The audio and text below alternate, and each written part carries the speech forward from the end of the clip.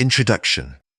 Long before the world was carved into kingdoms and crosses, before the old names were swallowed by the long forgetting, Albion was a land of gods and spirits and storms. High Brazil, the island of light, fell in a single night of fire.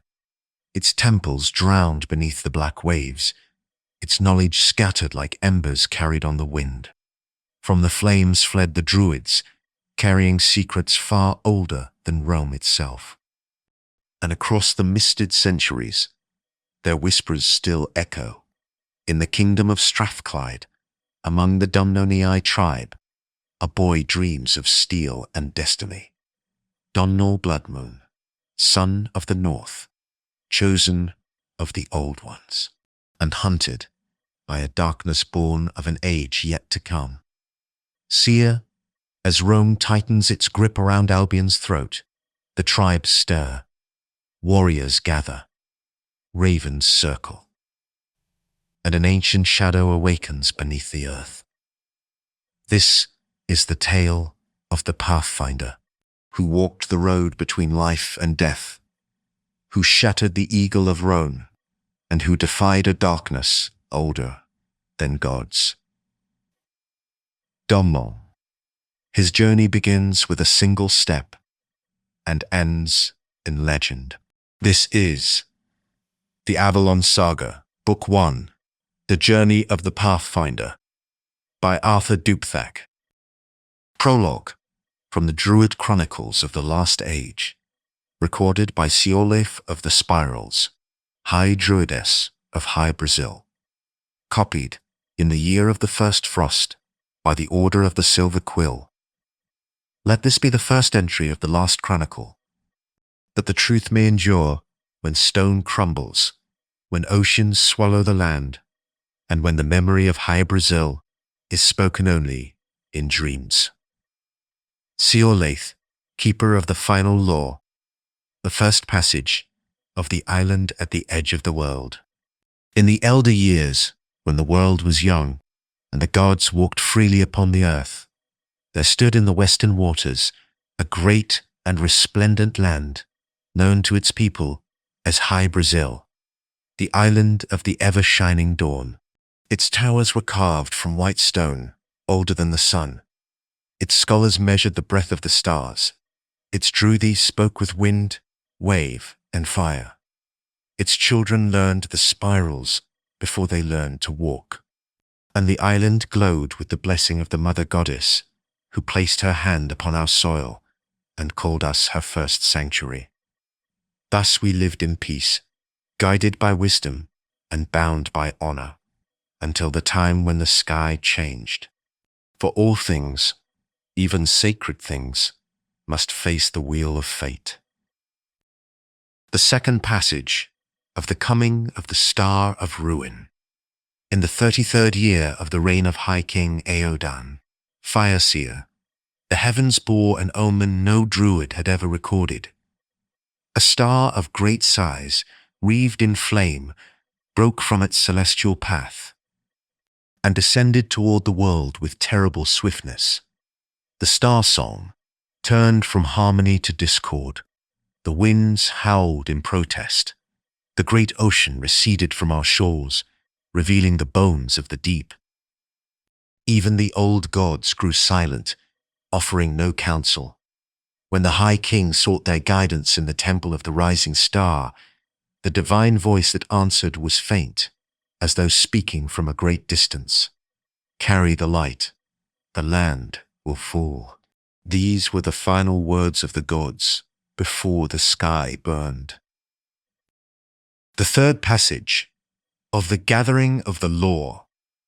Seeing the doom that raced toward us, the High King summoned the orders of the druids, the law keepers, the star readers, the physicians, the battle singers, and the sacred smiths of the Everforge. We gathered in the temple of knowledge and swore the oath of preservation. When the land dies, let not the memory die with it. When the sea rises, let our wisdom rise also. Where we fall, let the world yet stand. Thus began the greatest labor in our history, the binding of sacred scrolls, the sealing of star maps, the copying of ancient runes, the training of young seers, the blessing of ships for the last voyage. For we knew the island could not be saved, but perhaps the world could. The fourth passage of the night of the great wave. On the final night, the sky split open. The star of ruin struck the great ocean far to the west, and the waters rose in a wall that reached higher than the temple spire. The air burned. The earth shook. Stone cracked beneath our feet. The high druidess Seolithe I, who write these words, sang the last rite of passage, so the spirits of our people would not be lost to the void. The High King bade farewell to his beloved land and led the chosen ships into the storm. Each vessel bore 12 druids, keepers of the old ways, 12 law scholars, keepers of memory, 12 warriors, keepers of the body, 12 singers, keepers of the soul, and many children, keepers of the future. When the wave struck, the temple of the rising star vanished beneath a mountain of water. High Brazil was swallowed whole. But the ships did not turn back. By the breath of the old gods that yet lingered, they were carried forth upon the roaring tide toward the four corners of the world. The fifth passage. Of the diaspora, we sailed north, south, east, and west, guided by star and spirit. Some ships were taken by the sea. Some vanished into mists that no map has captured. Some found new lands and seeded the world with fragments of our knowledge.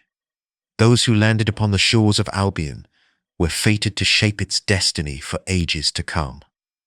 From their line came warriors, seers, kings, queens, and one whose soul would burn brighter than the star that destroyed us, Domnall Bloodmoon, Pathfinder of Albion, who shall rise in the age of iron and shadow. The final passage, a warning to the ages. Let this chronicle stand as the last testimony of High Brazil and the first prophecy of Avalon. Know this, what fell in fire shall rise in frost. What sleeps beneath the land shall wake, and the path will open only to the one who walks in light and shadow alike. We carry the embers of a dying world not to preserve ourselves, but to give a future world the means to stand when the storm returns. Let the generations read and remember. So long as these words endure, High Brazil does not fall, and Avalon does not sleep. Recorded in the last hour before the wave. Copied by Mail of the Silver Quill, year of the first frost. The Avalon Saga, Book 1, The Journey of the Pathfinder, by Arthur Dubthach. Chapter 1, Before the Cataclysm. The moon hung enormous over High Brazil, so vast, so near, that its pale glow rolled across the crystalline towers, like milk poured over glass. The city breathed with soft radiance. Every rooftop garden shimmered with silver dew. Every marble walkway glowed as if carved from snowlight. It was a night the island had seen only once before, in the age when the first druid walked with the mother herself. It was an omen, and High Brazil's people felt it. On the northern cliffs, where the land curved like a cupped hand toward the sea, High Druid Alien the Star Watcher stood draped in robes woven from moon thread linen. The fabric shifted between white and faint lavender as he breathed. His silver hair fluttered untouched by wind. There was no wind tonight, only a strange stillness. A stillness so complete that even the gulls abandoned their usual cries, settling upon rooftops as if waiting for something sacred or terrible. Below him stretched the city, spiraling towers crowned with bronze domes, groves of oak and laurel arranged in sacred patterns, aqueducts carrying mountain water over golden bridges. Priests moved like ants in their appointed paths, bards sang to the rhythm of the tides, and the great amphitheatre glowed with lantern fire where astronomers charted the stars. "Another fracture," whispered a young druidess beside Alien. Her name was Ira, newly anointed in the circle of silver. She clutched a clay tablet inscribed with star maps. "Look at the western sky." Alien's eyes narrowed. "I have looked. This night, I would rather close them." The sky had been wrong for months. Not in a way that ordinary farmers or fishermen would notice, but in a way that only those who had been initiated into the 40 rites of the stellar tradition could perceive. The constellations were shifting, bending, like threads in the tapestry of fate being pulled too tight. "The High King awaits us," Ira said softly. "He summons the council." Elen did not move at first. His gaze swept the horizon, the sea dark as ink beneath the moon. A single glimmer of red pulsed at its edge, faint, but unmistakable, like a wound in the heavens. When he finally turned toward the city, his voice was barely audible.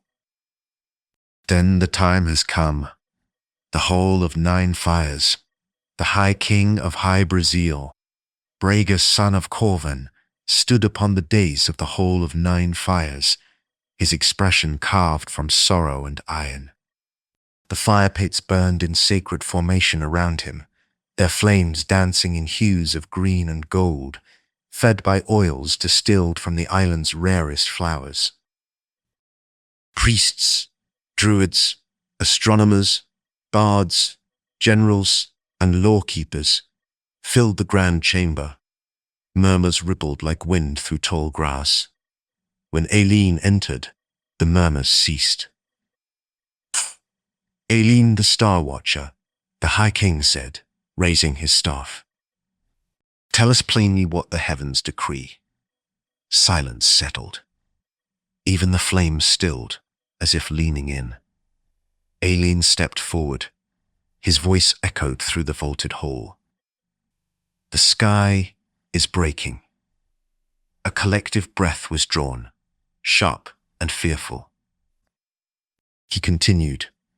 "A fire mountain descends. A stone from the firmament, large enough to swallow kingdoms. It will strike the Western Ocean within 3 cycles of the moon." "How certain are you?" asked General Kalis. Aileen fixed him with ancient eyes. "I have watched the heavens for 70 years. I am certain." Aileen stepped forward, holding out the clay tablets. The fracture widens each night. The comet accelerates. The heavens scream warnings. The High King closed his eyes. So the prophecy unfolds. The Bar-Alien showed the run and the fall of the first enlightened, the song of the mother's grief. But Alien shook her head. "Not all is lost." Alien nodded. "If High Brazil dies, its memory must not. We have knowledge gathered for thousands of years. Astronomy, medicine, metalcraft, genealogy, the ways of the old gods, the rites of the mother. These must survive." Braga stepped toward the fires. "Then we enact the final summoning." The whole fell silent. The final summoning had not been spoken aloud in 10 generations. "It is time," Aileen said. "We must gather all scrolls, all tablets, all relics. And we must choose who will carry them into the world beyond these shores." General Kalis clenched his jaw. "And what of our people? Our gardens, our homes, our children?" "We save as many as we can," the High King said, voice cracking but steady. but High Brazil will sink beneath the waves. A woman's sob echoed through the chamber. Elaine lifted his hands. Do not despair. The old gods do not abandon us. They open a door, though it leads into darkness. From darkness, a new age may dawn. Brazil faced his council. Prepare the ships. The gathering of knowledge. For 3 days and 3 nights. High Brazil labored without rest. The druids carried carved stones inscribed with the laws of nature, seer tablets etched with star paths, and the sacred codices of the mother's rites. The bards brought their harps, clay drums, copper flutes, and scrolls of poetry older than the hills. The healers gathered herbs, tinctures, and formulas, the 7 roots of illumination, the waters of binding, the breath of the moon. The smith priests packed tools for bronze and iron craft, molds for weapons, diagrams for constructing fortresses and hill forts. Astronomers carried their astrolabes and sky maps, drawn in inks made from crushed moonflowers. Children were ushered onto ships. Mothers prayed. Fathers sharpened knives. The city pulsed like a wounded heart. Eileen worked tirelessly within the Star Chamber. Aira helped him gather the prophecy tablets. There were more than 100. Each one held fragments of visions, warnings, or threads of fate. In the corner, an older druid murmured lines from the ancient prophecy. From the ash of the east and the flame of the west shall rise the Bloodmoon line, a child born in mist and iron, who shall break empires and break the world. Aira paused. Master, do you believe the Bloodmoon child has been born? Aelin's hands trembled slightly as he tied a scroll. Yes. Where? In the land to the north, he said. A land of mountains and rivers, of mists and standing stones. A place the Romans will one day fear. Aelin frowned. Albion. He looked into the depths of the Starwell, an ancient pool that reflected not faces, but destinies. Yes, he whispered. Albion. The final might. On the 4th night, Brazil fell silent. The people gathered along the shore, staring into the western heavens. The comet had grown monstrous, its burning tail a white-red blade cutting across the sky. Children cried. Warriors stood rigid as statues. The druids sang low hymns that trembled with sorrow. Aelin stood beside High King Bryaga on the cliffs. The sea below churned with unnatural fury. It is closer, Bryaga said. Yes, Aelin replied. The time has come. Waves began to rise higher than ships. The water shimmered red. The earth beneath their feet shuddered, and birds fled inland in swirling flocks. Aira clutched the tablet of the mother's prophecy. Her voice wavered. How far will we scatter? Everywhere, Aelin said. The east, the west, the north, the south. Knowledge must be planted like seeds. The comet brightened until the sky looked like dawn. Then came the sound, a roar so deep it shook bone and stone alike. The sea heaved upward as if a giant hand pushed it. People screamed. Towers cracked. Bridges buckled. Aelin grasped the High King's arm. Now. Bryaga raised the staff of kings and shouted, To the ships! Run! The island trembled violently. Cracks split the crystal walkways. Water burst through streets. The great amphitheater collapsed in a spray of stone. Fires erupted. The sky lit with lightning. The first wave struck the lower city, sweeping houses and gardens into the sea.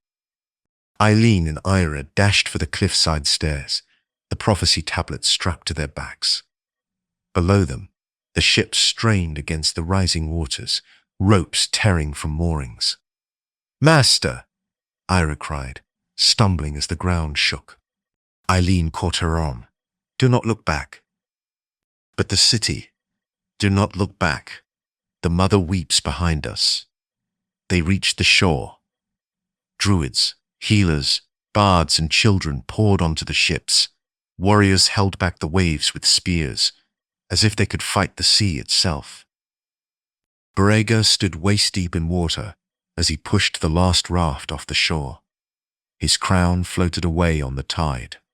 The second wave rose, larger, darker, roaring like all the storms of creation. It smashed into the shore with apocalyptic force.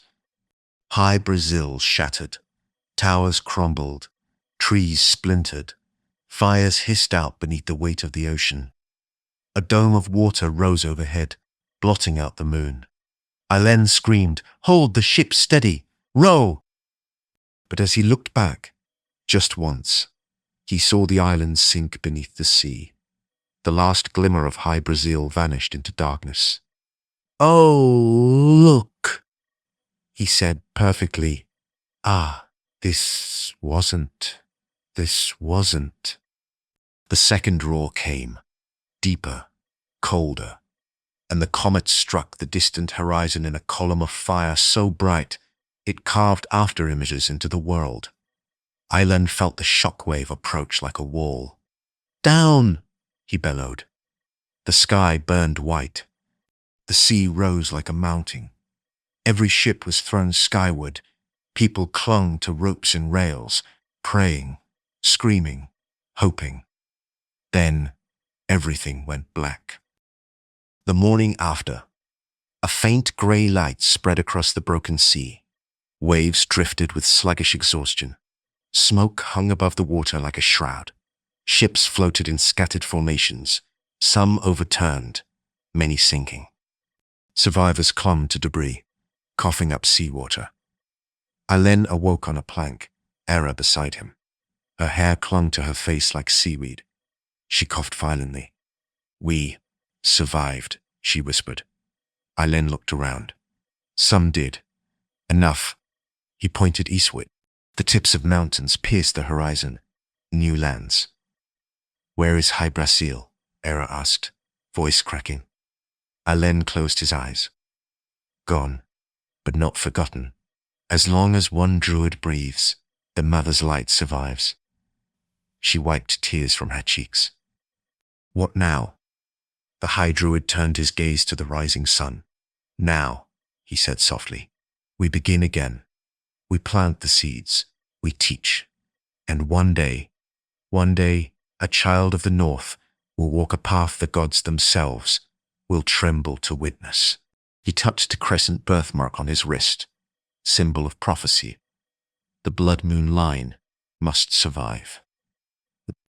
Epilogue of Chapter 1. The spark of the future. Far across the sea, in a land of mist and mountains, a newborn child stared in his mother's arms. He had red copper hair, grey-blue eyes, and a faint crescent-shaped mark on his temple. His mother whispered, "Done now." A shiver passed through the air, unseen by all but the spirits. The Bloodmoon had risen, and fate had begun its long turning. Chapter 2. The Roman Curse. The rain came down in long silver threads over the valley of Strathclyde, hissing softly as it touched the leaves, the stones, the earth.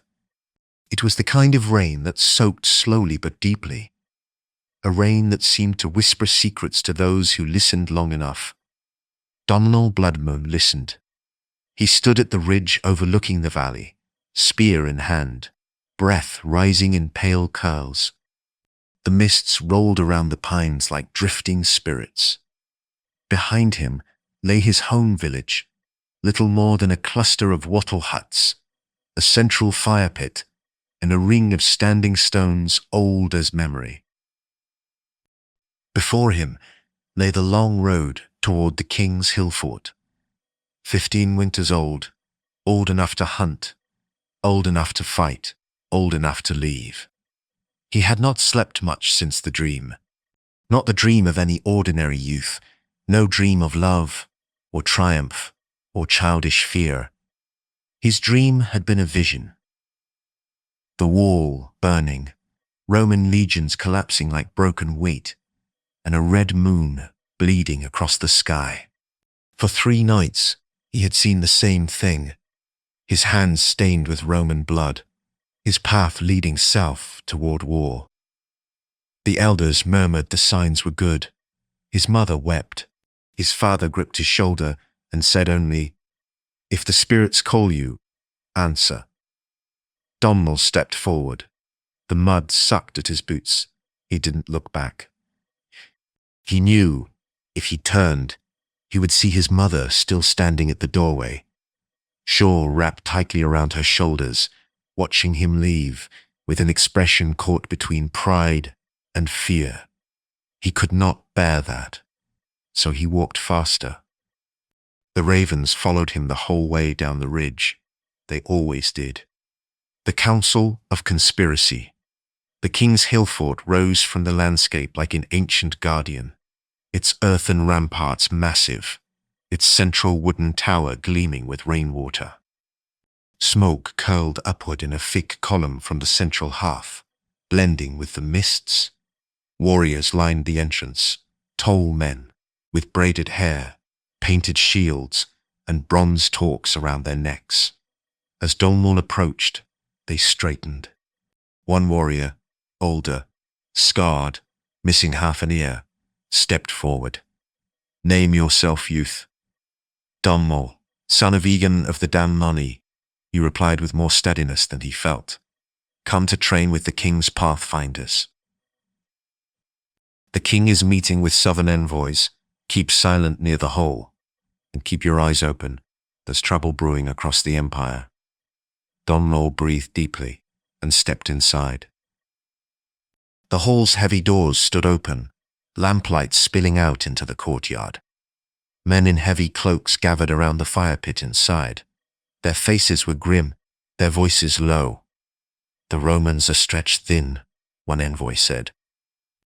"Uprisings in Germania. The eagles are weakening. Now is the time." Domnall's pulse quickened. He edged closer, remaining in the shadows near the wall. King Jude Hyle of the Damnonii stood at the fire's center, a massive figure with a braided red beard and a cloak clasped by a bronze wolf's head brooch. His voice rolled like thunder. "You say the tribes of Gaul are ready?" A tall man in wolfskins nodded. "The Germans will strike the frontier first, the Norse from the northern seas. Your people from Caledonia must march the moment the wall falters." "And the tribes south of the wall?" Jude Hale asked. "They are waiting for your signal. They hate their Roman masters. They will rise when you call." The king's eyes gleamed. "And so, the great conspiracy begins." Domnall felt as though the floor had tilted. So it was true. The stories whispered around the fires, the omens, the gathering of warriors, the signs along the Great Wall. For the first time in 300 years, the tribes would unite. The Romans would fall. Domnall's call to training boy. Domnall snapped to attention as a tall woman with dark braids approached him. Her cloak was marked with the symbol of the oak leaf and the crescent, the sigil of the druids. "You are the Bloodmoon boy?" she asked. His throat tightened. "Yes, mistress." "I am Ailsa Windborn," she said, "druid of the King's Circle. You will begin Pathfinder training today." "Today?" he echoed. Her eyebrows lifted. "When the land bleeds with war, we do not wait for tomorrow." She led him past the hole, past the stables, past a training yard where warriors struck wooden posts with swords and axes. They descended a stone path into a grove of oaks. The air grew cooler. The smell of rain sharpened. "This place," Ailsa said softly, "is where we test the ones who walk between worlds. The ones who sense what others miss. The ones who see." Domnall swallowed. "You know about my dreams. Everyone in the hill fort knows about your dreams." Her expression remained neutral. "Come." They entered a clearing. A small fire burned at its center. 3 figures waited there. A massive man with arms like tree trunks, a slender youth with a book strapped to his chest, and a sharp-eyed girl with a raven perched on her shoulder. Ailsa gestured. "These are the ones who will train with you." Bran Ironhand, the giant, nodded. Mael Donarch, the scholar, raised a hand. And Ailsa of the Wimborn, the raven girl, bowed her head with a grin. Domnall blinked. "Another Ailsa?" "I was first," said the druid dryly. "She was named after me. Do not confuse us." The raven cawed. The girl smirked. Domnall felt a warmth spread through him. Friends. He had not imagined this part. "We will train you," Ailsa Windborn said, "as a Pathfinder." Bran thumped his chest. "And as a warrior." Mael adjusted his cloak. "And in the lore of the tribes."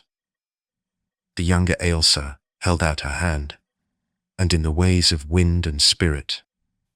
Domnall took it. A light shock traveled up his arm. Her smile widened. "You're not ordinary. I can feel it." His pulse pounded. "I'm not sure what I am." "Then we'll find out," Bran said. Ailsa Windborn stepped forward again. "But understand this. You will be tested. The Romans close in. War stirs. The king expects every youth capable of lifting a spear to train. But you," she looked into his eyes, "you will be watched more closely." "Because of the dreams," he whispered. "Because of the signs. Because the druids say you are marked by fate. Because the king believes you will play a role in the war to come." A raven's cry pierced the air. Ailsa Windborn raised her chin. "We begin." The first trial, the listening. They blindfolded him. "Trust the trees," Ailsa Windborn murmured. "Trust the land. Trust what you feel beyond your eyes." The world went black. Bran's heavy footsteps circled him. Mael's breathing shifted with the wind. The younger Ailsa's raven flapped its wings. "Listen," the druid commanded. He waited. And slowly, so slowly, it happened. The world opened. He heard everything. The drip of rain on oak leaves. The shift of Bran's weight on soft earth. A fox slinking between ferns. The whisper of spirits in the branches. And far, far off, a pulse, a heartbeat that was not his own. He stiffened. "What is it?" the druid asked. "There's," Domnall swallowed, "something in the trees, watching." The younger Ailsa laughed softly. "Very good." She lifted the blindfold. In front of him stood not a person, not an animal, but a shape, a shimmering outline, like heat on stone. It flickered, bending in and out of form. Domnall's breath caught. What is that?" "Your spirit guide," Ailsa Windborn said. "Or one of them." The shape tilted its head, as if studying him. "Why does it look like that?" Domnall whispered. "Because you are not yet ready to see its true form." The shape dissolved like mist. Domnall's heart hammered. The druid placed a hand on his shoulder. "Your gift is awakening." The king sends word south that night. After training, the king summoned a select group of warriors. Domnall watched from the shadows as horses were saddled, shields strapped on backs, spears tied to harnesses. One of the riders, a tall man with braided blonde hair, knelt before the king. "We ride to the tribes of the south," he said. Jodhale nodded grimly. "Tell them we stand ready. Tell them the Great Conspiracy moves forward. Tell them Rome will burn. The warriors mounted and galloped into the night. Thunder echoed behind them. The storms of war were gathering, and Domnall Bloodmoon stood at the threshold of a destiny far larger than he understood. Nightfall at the hill fort. The rain eased as night settled upon the hill fort. The moon emerged pale and thin behind drifting cloud, bathing the ramparts in silver. Torches flickered to life along the walkway, casting wavering shadows across the mud-walled huts and wooden palisades. Warriors sharpened blades, checked spear hafts, and oiled shields. The hum of preparation hung in the air like a taut bowstring. Domnall sat with Bran, Mael, and Ailsa Windborn at the communal fire. The flames painted their faces gold and red.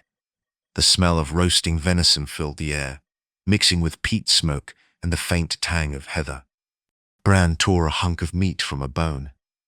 The king's men ride south tonight. They'll stir the tribes like hornets. Mael tilted his head thoughtfully. If the Romans sense something is coming, they'll increase their patrols at the war. Already the southern clans whisper of heavier taxation, stricter curfews. Ailsa Windborn poked the fire with a stick, sending sparks spiraling upward. They sense it, she said. The Romans always sense when the land turns against them. They can smell revolt like wolves smell blood. Domnall listened in silence, feeling the same restless unease that had haunted him all day. The dream was still lodged in his mind, the burning eagle, the moon dripping red, the wall collapsing like rotten timber. He stared into the flames. What if the dream was a warning? He murmured. Bran shrugged.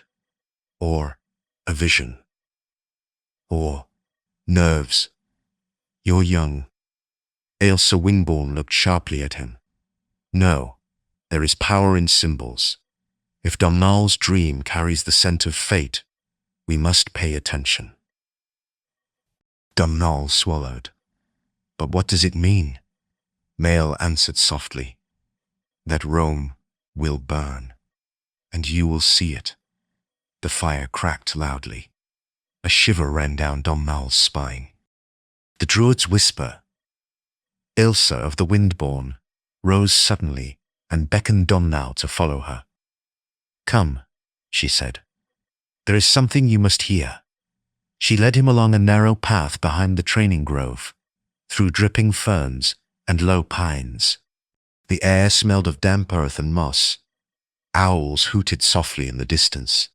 Moonlight filtered through the branches, turning the world silver blue. They emerged into a small clearing, ringed by standing stones. The stones were ancient, worn smooth by countless rains, carved with spirals and knotwork, older than the tribes themselves. In the center knelt the elder druid Ailsa Windborn. She was humming. The melody was low, mournful, almost like the sound of the sea on a winter night. As Domnall approached, the humming ceased. She looked up, her eyes glowing faintly in the moonlight. You felt it today, she said softly. The presence in the trees. Domnall nodded. You will feel more. Tonight, perhaps. A chill ran through him. What am I? A child touched by old magic, she said. Magic older than Rome, older than the tribes, older even than the standing stones. Domnall hesitated. The spirit guide, why does it come to me? Her gaze deepened. Because you are changing, because the gift is awakening, because the land remembers your blood. My blood? Ailsa Windborn placed a hand on his chest. You bear the mark of the Bloodmoon line, descendants of the old druids, of the keepers who survived the cataclysm of ages past. He stared at her. I don't understand. You will, she said. In time, a silence stretched between them, broken only by the rustling of leaves. Sit, she commanded. Domnall sat cross-legged in the center of the clearing, Ailsa Windborn drew symbols in the earth around him. Spirals, circles, a crescent moon. The Roman curse is not just their armies, she whispered. It is the forgetting they bring. They cut down sacred groves. They silence bards. They outlaw our gods. She stepped back. We must keep the old ways alive. And you, Domnall, will help us do so. Her voice carried the weight of prophecy. He swallowed. What do you want me to do? Listen, she said, as you did earlier. But now, listen deeper. Domnall closed his eyes. The wind shifted. He heard the forest breathe. He heard the heartbeat of the earth. He heard a whisper. Faint but real. A single word, spoken not in any human tongue. Pathfinder. His eyes snapped open. I heard. Something spoke to me. Ailsa Windborn smiled sadly. Then the gift is truly awake. Shadows from the south. While Domnall and the younger Ailsa walked back toward the fire, the king's hall buzzed with new tension. A lone rider had arrived, mud splattered, cloak torn, horse panting. 2 guards helped him inside. Jodhale frowned. Ah, I did not summon more envoys. The rider collapsed to one knee. My king, I bring news from the tribes south of the wall. Speak. The Romans. The man gasped for air. The Romans send reinforcements from Ibericum, legions marching north. They suspect something. Jodhale narrowed his eyes. How many? 3 cohorts, possibly more. The hole darkened. Then we move faster, the king growled. Send word to Dogdar in Caledonia. Tell him Rome tightens her grip. He slammed his fist on the table. And tell him the boy has arrived. A druid near the wall stiffened. The boy. Jodhale nodded. The Bloodmoon youth, the one seen in the visions. The druid whispered a prayer. Then the omens align. Star. Yes, Jodhale said grimly. For good or ill. The night vision. Later that night, after training in the council, Domnall tried to sleep in the small hut he shared with Bran and Mael. But exhaustion could not suppress the strange energy thrunning through him. He finally drifted into dreams. And then, fire. He stood on a wind-swept moor. Dark storm clouds churned overhead. The great Roman wall stretched before him, massive, ancient. Only this time, it was burning. Flames roared along its length. Smoke billowed upward in thick black columns. Shapes moved in the fire. Warriors. Hundreds of them. Clansmen with painted shields and boar-skin cloaks. They roared battle cries that shook the earth. And in the midst of them, Domnall saw himself. Older, stronger, cloaked in wolf fur. Spear raised high. Flames reflected in his eyes. A voice whispered in the smoke. Your path leads to the wall. Thunder cracked. Now the scene shifted. The wall was gone. In its place was a great city, Roman, colossal, with white stone pillars and golden statues. The eagle standard hung tattered from a broken column. Then, a second image flickered through the smoke, a dark cross, standing on a hill, dripping with shadow. The cross will rise, the voice murmured, and Albion will be lost unless the old ways survive. Domnall gasped. The dream tilted violently. The ground split. Darkness rushed upward. He jerked awake. Bran snored loudly beside him. Mael muttered something in his sleep. The fire in the hearth burned low. Domnall pressed a trembling hand to his forehead. The dream had been more than a dream. It had been a message. And something in him, something deep, knew that everything would now change. Dawn brings ominous signs. Domnall stepped outside into the cold morning air.